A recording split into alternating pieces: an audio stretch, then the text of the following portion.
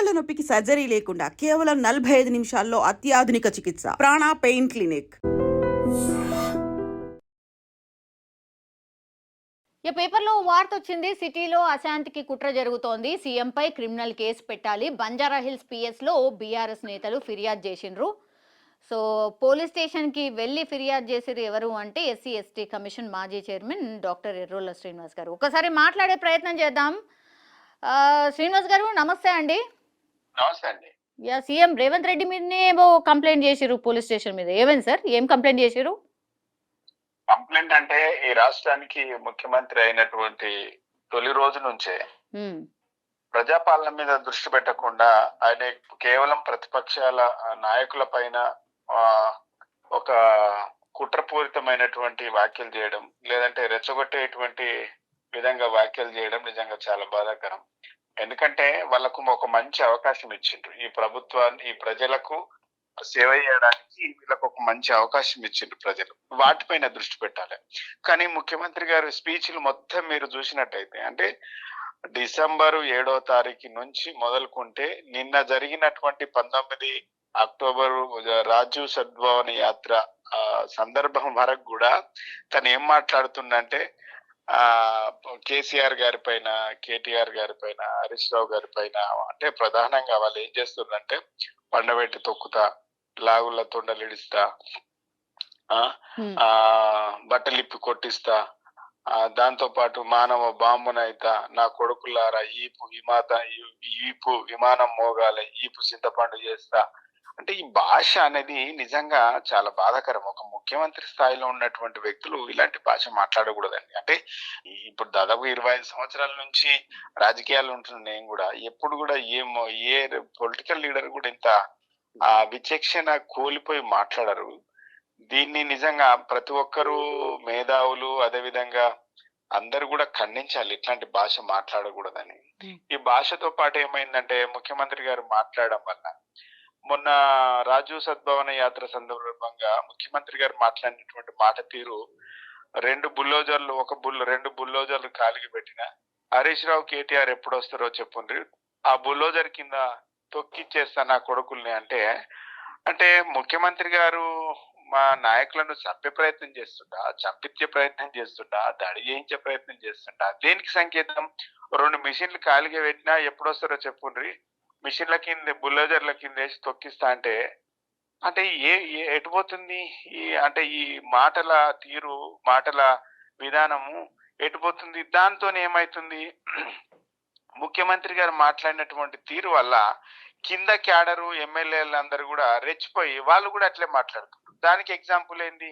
దానం నాగేందర్ గారు అసెంబ్లీలో మాట్లాడుతూ, నీ అమ్మ ఏమ్రా తోలు తీస్తా, బయటకు రండి నా కొడుకులారా, ఒక్కొక్కరిని తిరువనియ, ఒక్కొక్కరిని బట్టలిప్పి కొడతా అని అసెంబ్లీలో రేవంత్ రెడ్డి గారు మాట్లాడినటువంటి తీరుకు నా దానం నాగేందర్ వంత వాళ్ళకి ఒక్కొక్కరిని అడ్డుకుంటా, నా కొడుకులారా ఎవడొస్తాడో రండి బట్టలిప్పి కొడతా అని దానం నాగేందర్. కానీ శ్రీనివాస్ గారు, సరే సీఎం రేవంత్ రెడ్డి కొంచెం అట్లా మాట్లాడు, సీఎం హోదాలుండి మాట్లాడడం తప్పే, మేము కూడా అందరం అనుకుంటున్నాము. అంటే ప్రజలు కూడా మామూలుగా కూడా అనుకుంటున్నారు, అరే సీఎం ఏంది ఇట్లా మాట్లాడు అనేది కూడా కామన్ గా మాట్లాడుకుంటున్నారు. కానీ గతంలో అసలు ఇక మీరు అధికారంలో ఉన్నప్పుడు ఎవ్వరు కూడా ఇట్లాంటి భాష అసలు వాడలేదా? కేసీఆర్ గారు ఎప్పుడు కూడా ఇట్లా మాట్లాడలేదా? రికార్డు తీసుకోండి. పండబెట్టి తొక్కుతాము, లాగుల తొండలేడుస్తాము, భుజాలతో తొక్కిస్తాము, ఈపులు ఇంత సిద్ధపండు చేస్తాం, ఎవరు మాట్లాడలేదు ఇట్లాంటివి. నేను ఏమంటున్నా, పొలిటికల్ భాష మాట్లాడాలి, పొలిటికల్ లాంగ్వేజ్ ఉంటుంది కదా, దానికి సెటరికల్ గా మాట్లాడచ్చు. డెఫినెట్ గా ప్రతిపక్షాలు ఇంకా ఏ పార్టీ అయినా సమాధానం చెప్పుకుంటుంది. మేము ముఖ్యమంత్రి గారిని విమర్శించొద్దు అంటలేం. విమర్శించే హక్కు ప్రతి పార్టీకి, ప్రతి నాయకుడికి ఉంటుంది, విమర్శించాలి. దానికి మనం వాడే పరిభాషలో వాడాలి. కానీ లోకల్ గా ఉండేటువంటి భాష, మామూలుగా గ్రామీణ స్థాయిలో మాట్లాడేటువంటి భాష మాట్లాడడం బాగాలేదండి. దాని వల్ల ఏం జరుగుతుందంటే కార్యకర్తలు రెచ్చిపోయి, ఆ రోజు దానం నాగేందర్ గారు మాట్లాడే తర్వాత మిగిలిన ఎమ్మెల్యేలు మాట్లాడుతుండ్రి, పొన్నం ప్రభాకర్ గారు మాట్లాడుతుండే, అట్లే ఇవన్నీ కూడా మాట్లాడడం వల్ల ఏమైందంటే క్యాడరు రెచ్చిపోయి అదే భాష మాట్లాడుతుంది, ఊర్లలో పిల్లలు అదే మాట్లాడుతుండ్రు. దీని వల్ల ముఖ్యమంత్రి మాట్లాడడం వల్ల రెచ్చిపోయి క్యాడర్ అందరు కూడా మా మీద, మా పార్టీ నాయకుల పైన దాడులు చేస్తా ఉన్నారు. దానికి ఎగ్జాంపుల్ ఏంటంటే వరదలు వచ్చినప్పుడు హరీష్ రావు గారు, జగదీశ్వర్ రెడ్డి గారు, దానికి సబితా దీనికి ఇంద్రారెడ్డి గారు. ఎట్లా శ్రీనివాస్ గారు ఎట్లా పోలుస్తారు? గతంలో మీరు వరదలు వచ్చినప్పుడు ఏమైనా వినండి, పట్టించుకున్నారా? నేను ఇప్పుడు చెప్పేది ఇప్పుడు ఎందుకు వచ్చిండ్రు అనేది అది మీరు దానికి దీనికి తప్పది. అసలు పోలి అసలు అస్సలు దాన్ని నేనున్నా, అసలు మీరు ఏం చెప్పినా కూడా అది తప్పన్నా, అది తప్పు. సరే మీరు కంప్లైంట్ చేసిర్రు, దీని మీదనే కన్ఫైన్ అయి ఉందా? మీరు కంప్లైంట్ చేసిర్రు అన్న, సో ఏమని కంప్లైంట్ చేసిర్రు? కంప్లైంట్ లెటర్ ఏం రాసిర్రు?